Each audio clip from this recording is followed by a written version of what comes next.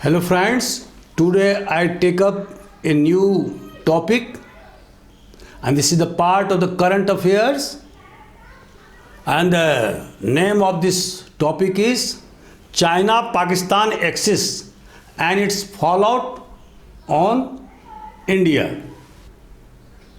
My lesson plan includes why is it in the news, the growing ties between Pakistan and China, the changed policy of China, comparative military strength of China and India, and what should India do, and finally conclusion. Friends, as you know that the Pakistani Prime Minister Imran Khan just concluded his 4-day visit to China, and so I have taken this topic. This is most important topic because you know that you can change your friends but you can't change your neighbor. A good neighbor, a peaceful neighbor is a must for peaceful life. It happens with the life of an individual and it also happens with the life of a nation. Pakistan and China are on our borders, and so the axis of Pakistan and China and their growing relation economically and militarily is a threat to India. Why I am telling this? Because both countries bore enmities with India. Pakistan waged 4 wars against India since its inception in 1947, and similarly China waged war against India in 1962, where India had to taste defeat, but in 1967 at Nathula Pass, India gave crushing defeat to Chinese army, killing more than 400 Chinese forces. And similarly in 1986 in Arunachal Pradesh, in Samdurong Chu area, India repulsed the Chinese incursions.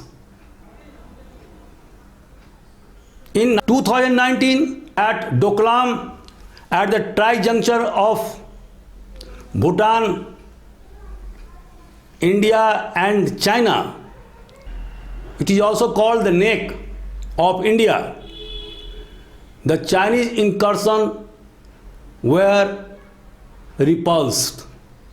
Similarly, the last year in 2020 in Galwan Valley, Chinese army killed 20 Indian soldiers, and so in retaliation, according to a news report, 42 Chinese soldiers were killed in skirmishes. Both countries bore grudge against India. They are very much jealous of the rising power of India, jealous about the non-alignment policy of India since its inception.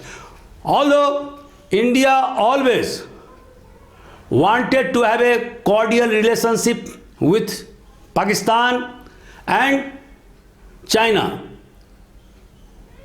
India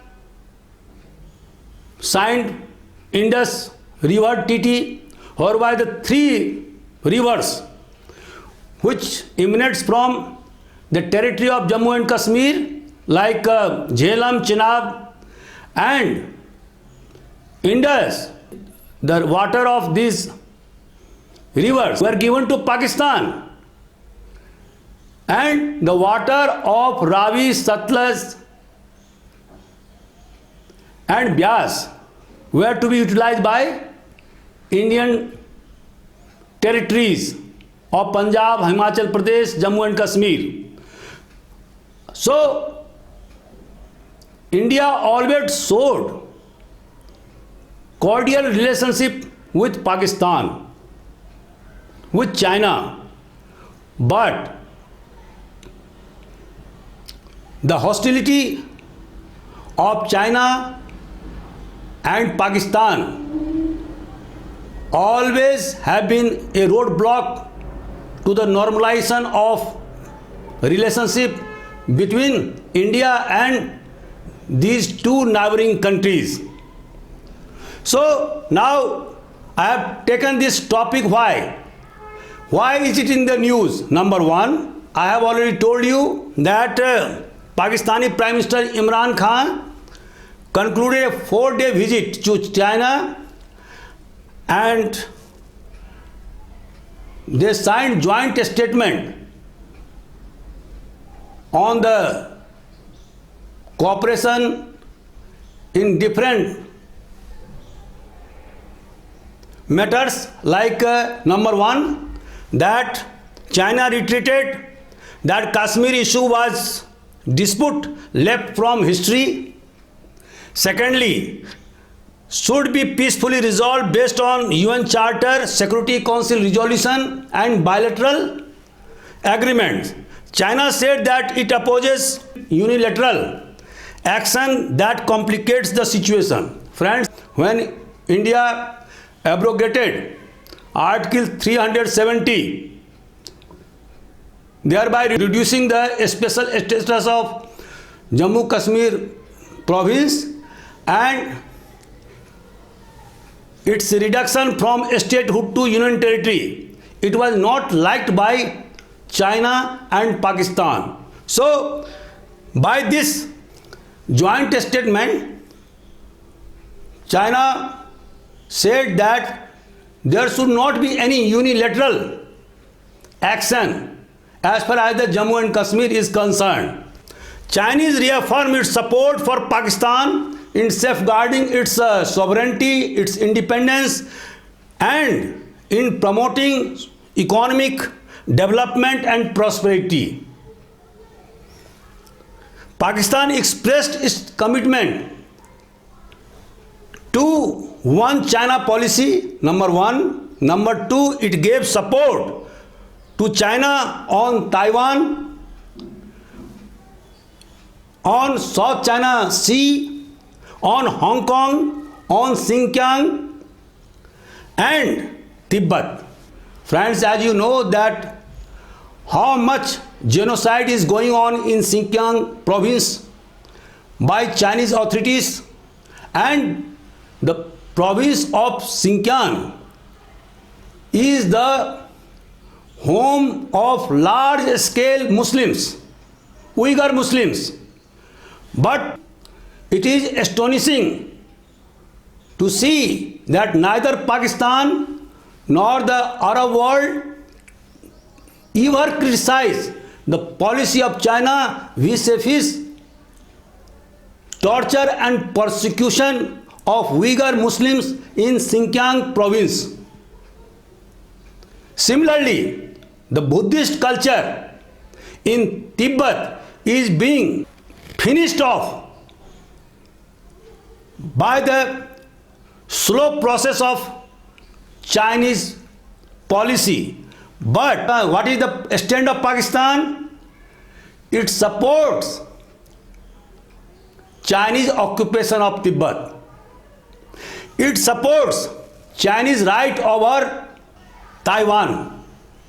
So, what does this mean? That Pakistan wholeheartedly supports the actions or the foreign policy adopted by China in these spheres.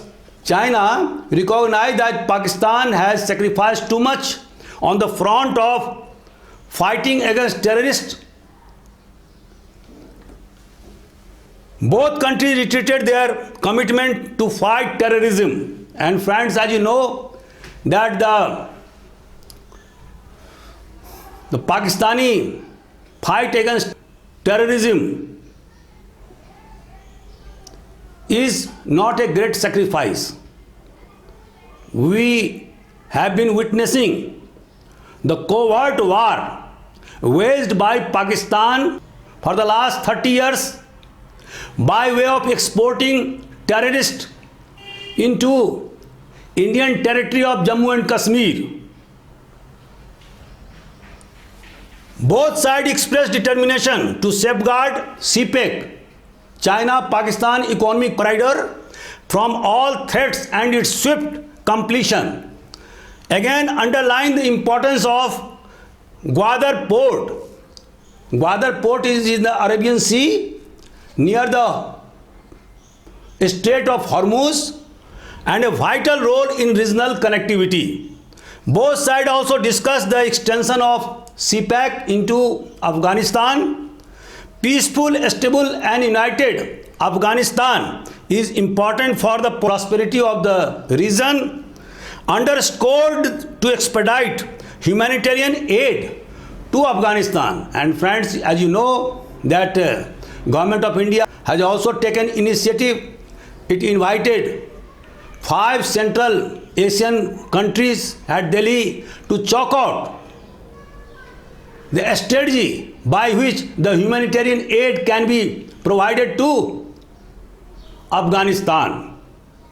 The 4 crore Afghanistani are very much in trouble. Similarly, now this one is the map of Pakistan-China Economic Corridor. This corridor starts from Kasgar city, from Xinjiang province, then it goes through Gilgit and Baltistan. It is the disputed territory between India and Pakistan, and in 1947, Pakistan usurped this territory which is still under it. Now, again, it goes through Dera Ismail Khan and then through Balochistan. It goes to Gwadar Port. Gwadar Port is in the Arabian Sea and just nearer to the Strait of Hormuz. It is being constructed at the cost of 62 billion American dollar. This is the huge investment, and by this CPEC, now it will be easier for Chinese to enter into Arabian Sea within 2 to 3 days instead of 3 to 4 months. Nowadays, when they come from South China Sea and then enter into Indian Ocean, and thereafter their ships go to Arabian Sea. So this will be a great boost to the Chinese connectivity into Arabian Sea. Now again, both joint statement renewed calls for unfreeze Afghan cash assets frozen internationally at the US Bank and other Western European banks. Both sides agreed to arrange for Pakistan students to return to China for further studies. Because of the COVID-19, most of the students came back to Pakistan and so their studies were very much disturbed. Now Pakistan wants that these students must go to China for further studies.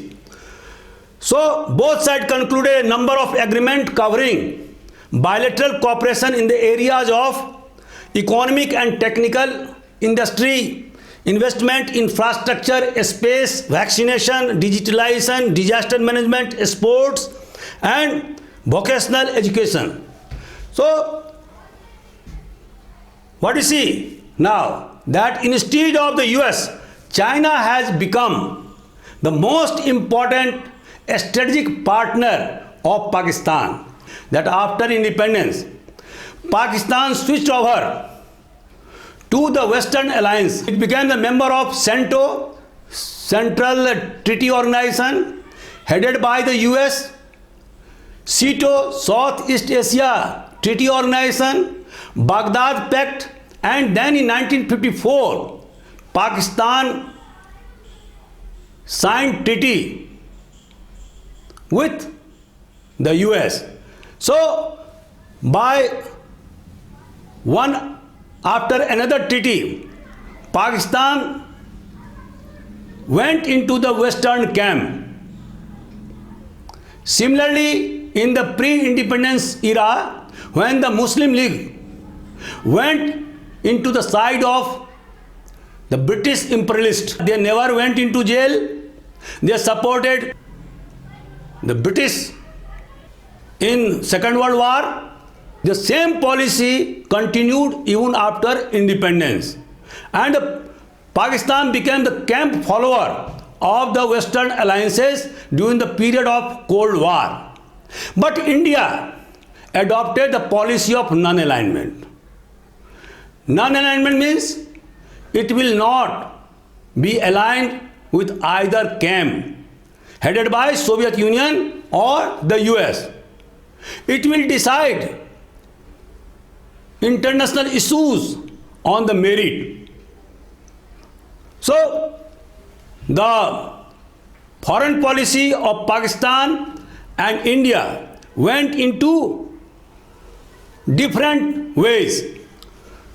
So, now what we see, that later on after 1962, when China attacked India and India had to face debacle. So now thereafter, Pakistan started normalizing or making friendship with China. It ceded the disputed territory of Trans-Karakoram area measuring more than 5,000 square kilometers in 1964, and through this area now CPEC is being constructed. So now what you see, that with the passage of time, China became the most important partner of Pakistan. Instead of US, now China is the most important security partner, economic partner of Pakistan. So now Pakistan's export to China has increased by 34% and it's reached to 2.33 billion American dollar.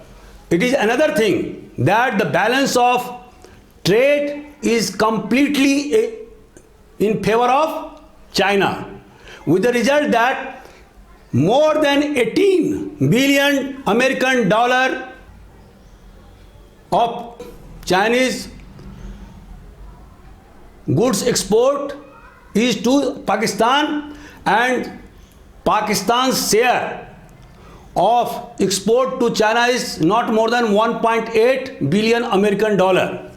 So you see that it is a totally adverse balance of trade for Pakistan. Now, why Pakistan is tilting towards China for the last 60 years? This is because, number one, it has always been the practice of Pakistan to have parity with India insofar as military strength is concerned. And so by way of military alliance with China, Pakistan wants to have a strategic parity with India.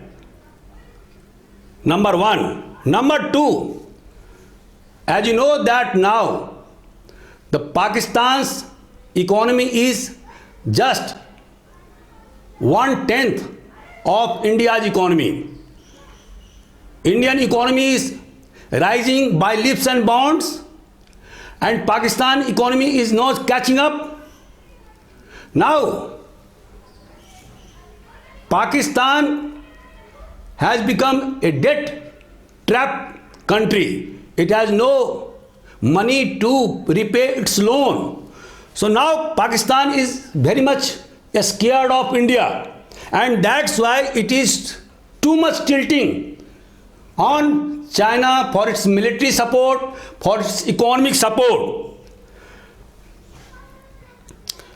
So by way of aligning with China, Pakistan wants to reverse the balance of power in favor of Pakistan-China axis in South and Southeast Asia. Now,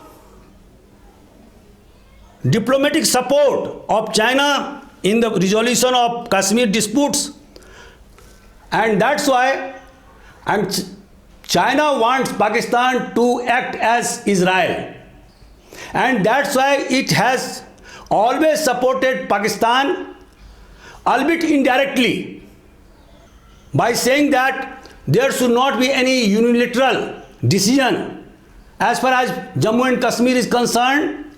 Second, that it has never criticized proxy war waged by Pakistan for the last 30 years. Now, what is the change policy of China for the last 10 years? Friends, as you know, that China has become now the second superpower. Its economy has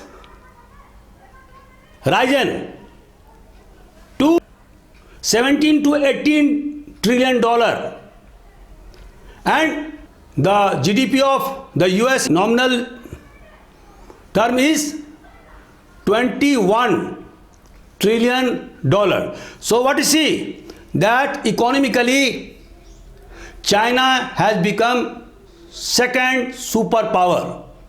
In PPP term, China has become the largest economy of the world, even surpassing the US. Now, if we compare with the Chinese economy, what you see, that in 1980, the volume of economy of both China and India was the same. But when Deng Xiaoping opened its economy to the world, and it resulted into the higher growth rate of 10% annually for 30 years up to 2010 AD. And this made the Chinese economy 5 times greater than that of the economy of India. Now, the Indian economy in the nominal GDP term is around or more than $3 trillion, and that's why Government of India want to increase it by 5 trillion American dollar by 2025-26. But in terms of PPP, purchasing power parity, what you see, that Indian economy is 2.5 times less than that of China.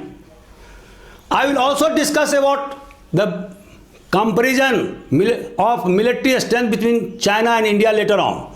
So what we see, because of its military and economic power, China now changed its policy. Earlier, it used to say that 21st century will be the Asian century. Now it is telling or insisting that it will be Chinese century.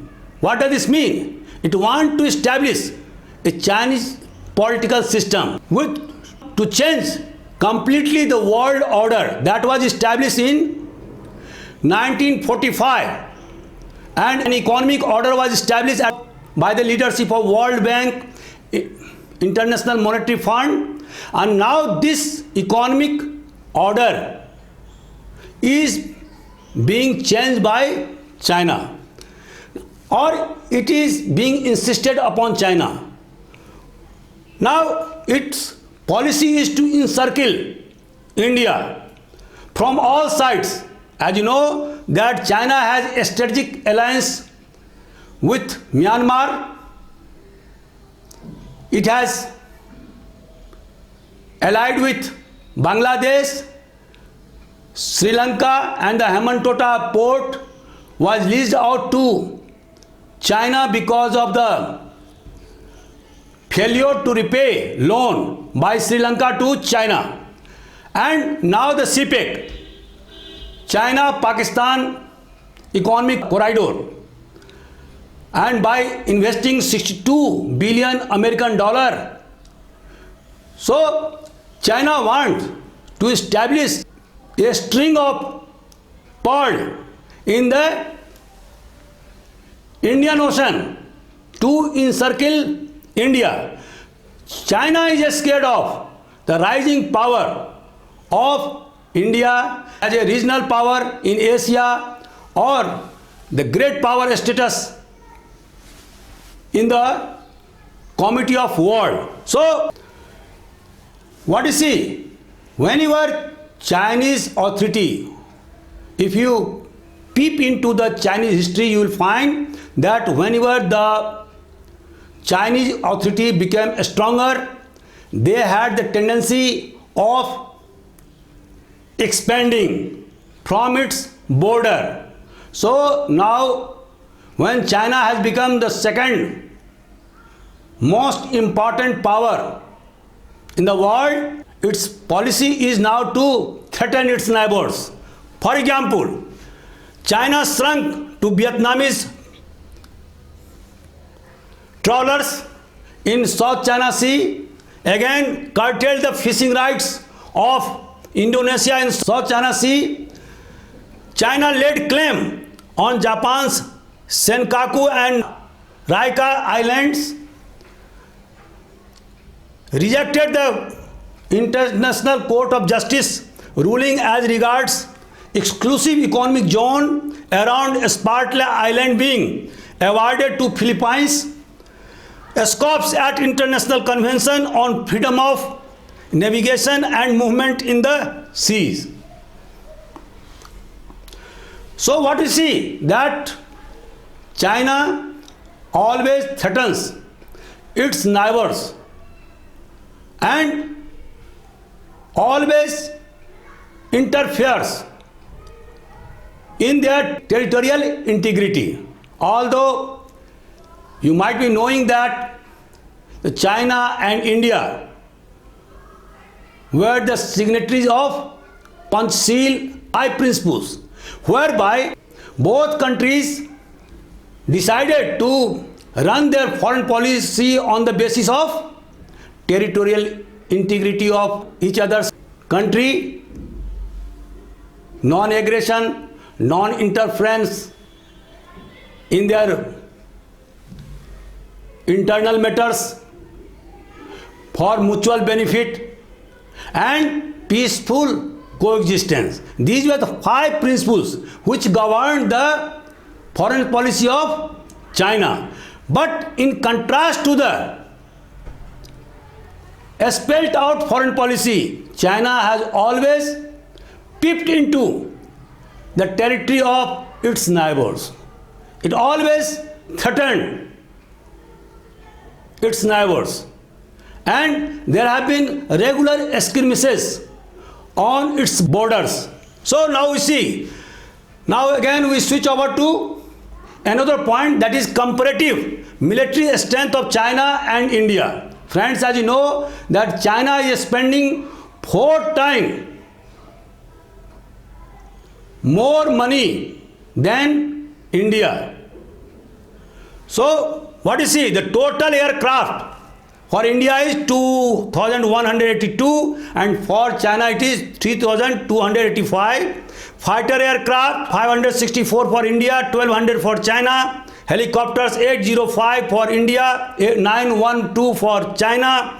Attack helicopter for India, this is 37. For China it is 281. Tank strength, it is 4,614 for India, and for China it is 5,250. Armored vehicles 12,000 for India and 35,000 for China. Self-propelled artillery 100 for India, 4,120 for China, and towed artillery for India it is 3,311 and for China it is 1,734.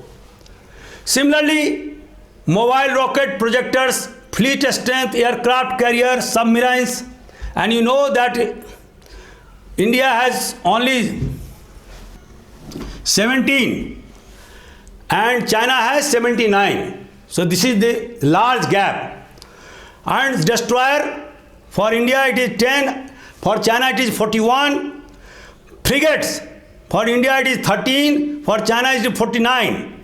Patrol vessels for India it is 128 and for China it is 152. Airports, India has 346, China has 507. Now, by this comparison, what we have gathered, friends, as you know, that when we compare the military strength of both China and India, certainly the strength of China is bigger than India. But one thing we must understand, and that is Indian army is more accustomed to fight in the inclement weather. So by this data we must not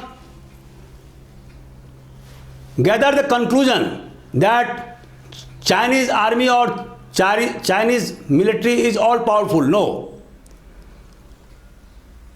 Indian's army is very much matched to China, provided that the management of its force and the proper use of its logistics should be done. Of course, one thing that I want to add, that the naval strength of India must be raised, because I have already given you data that there is a huge gap of naval strength between China and India, and so there is need to increase the naval strength in the Indian Ocean, in the Pacific region. Now, what should India do? Number one, China understands the language of tit for tat. Friends, as you know that in Nathula Pass skirmish in 1967, the Indian army very much repulsed the Chinese interference, killing thereby more than 400 Chinese soldiers. Similarly, in 1986, in the area of Arunachal Pradesh, earlier it was called Nepha, at the place near Samdurung Chu, Indian army very much repulsed Chinese intrusion. And similarly, in 2019 at Doklam,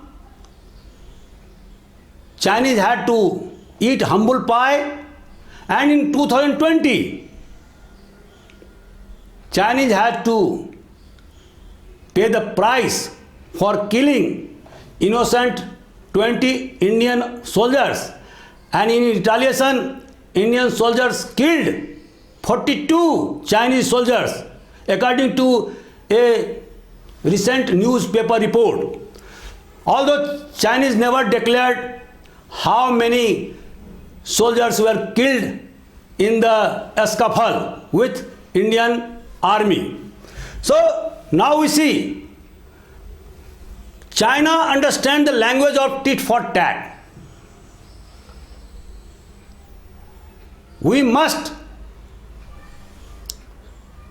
see eye to eye with Chinese to increase the Indian defense budget to match the Chinese. As I have already told you that now the defense budget for Chinese army is 4 times more than that of India.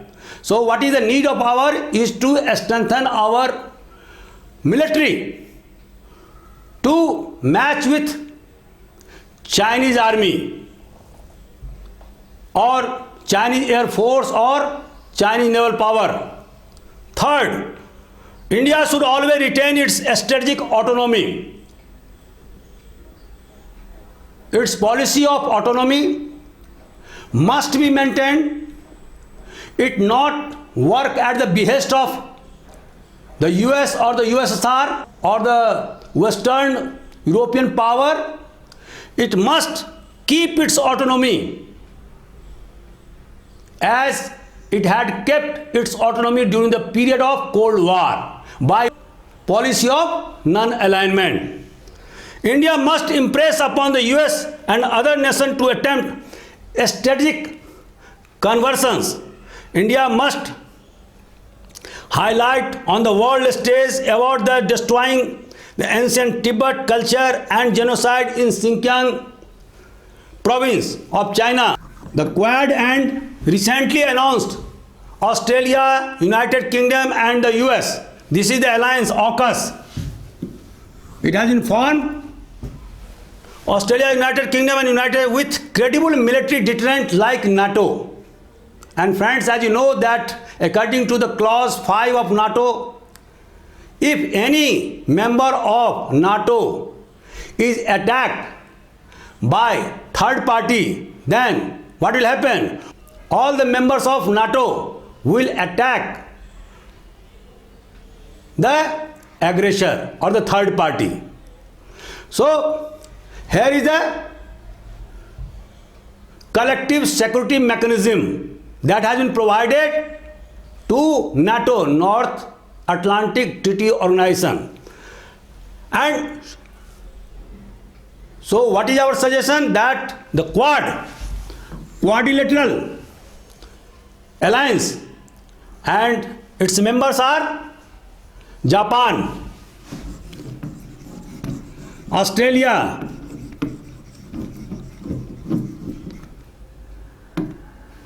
India and the US.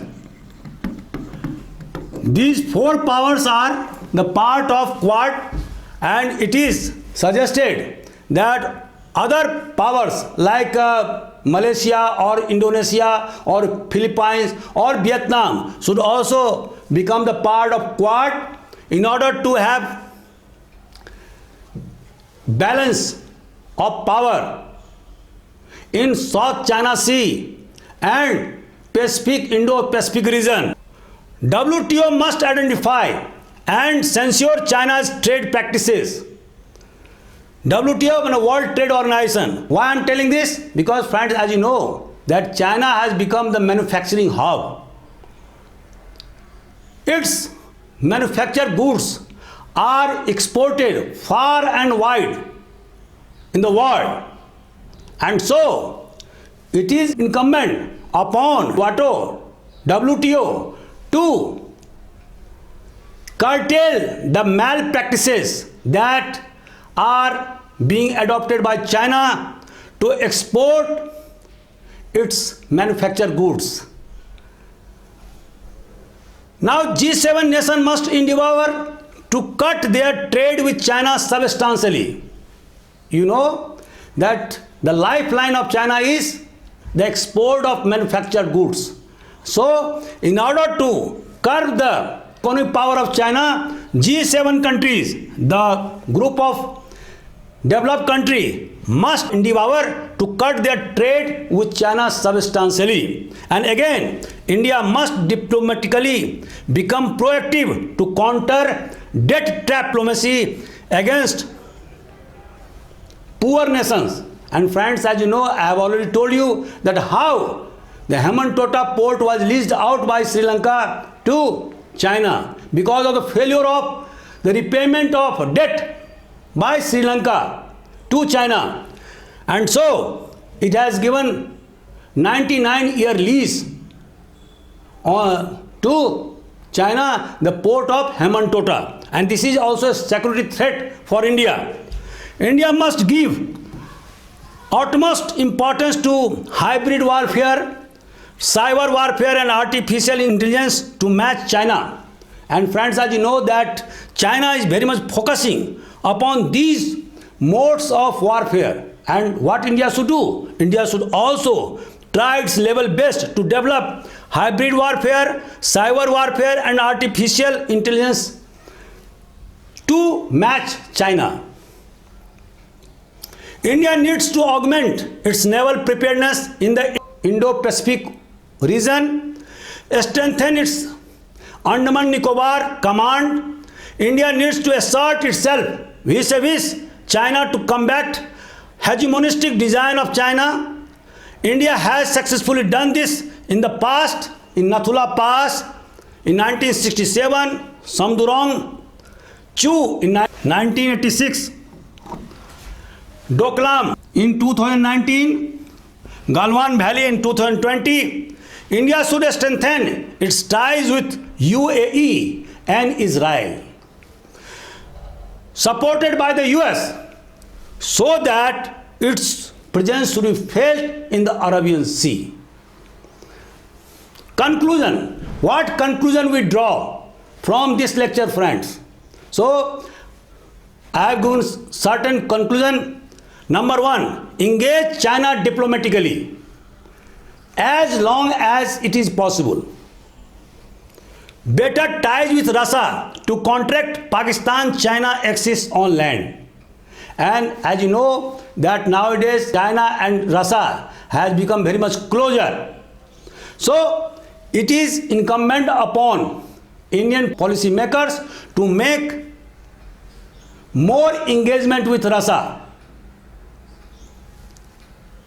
Now strengthening of Quad to make it NATO type alliance, and I have already told you, and then win away neighbors from Chinese influence like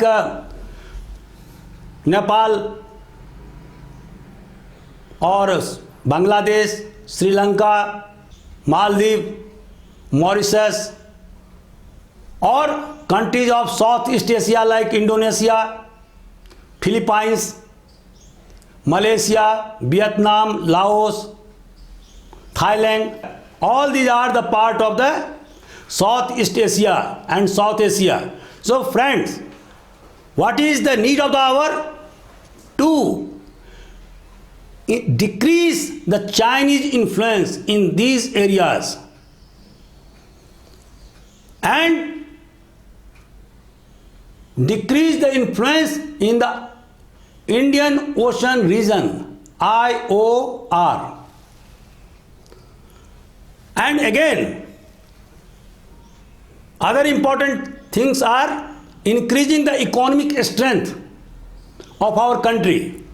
Friends, as I have already told you that in 1980, the volume of economy for India and China was same.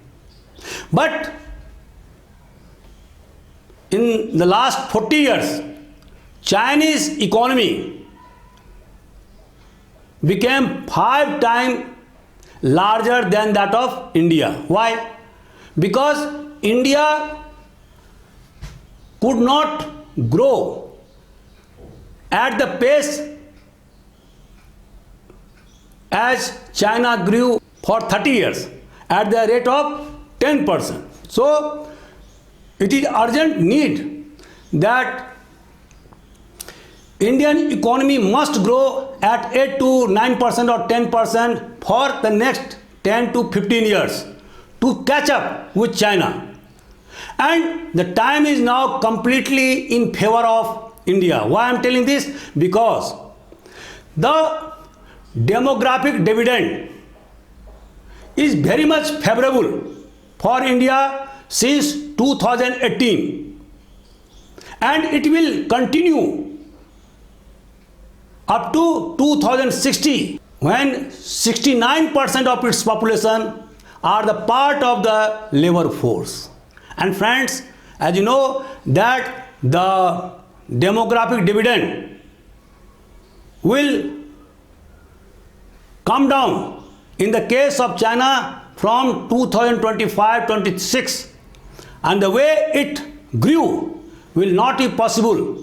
Why? Because the dependency load will be very much higher, and the ratio of young people will be very much low in the labor force. So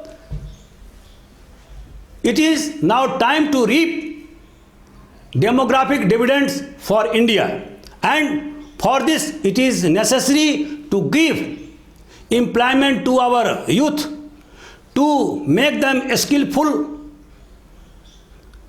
so that they can start their own business, or government can give them employment. Of course, government can't give employment to most of the people. People have to start their own business. And that is the slogan of the government of India, to make India self-reliant. I mean the Atmanirbhar Bharat. Now to strengthen military bandobast on the Himalayan borders. And government of India is doing excellent job on this front for the last 10 years. And roads are being constructed on the Himalayan regions. So transport facility should be increased, logistics should be strengthened. The military power of India is second to none, because Indian Army has more expertise than Chinese Army insofar as the war or the battle is in the hilly terrain or the area with inclement weather. So there is no cause of worry. So friends, now I am winding up my lecture. I hope that you might have relished my lecture. If you have any point, please write down in the comment box. If you want to read more, then please just type AJIS Academy Indore on YouTube and subscribe, and you will find numerous videos covering different topics meant for UPSC and different competitive examinations. Stay fit. Thank you very much.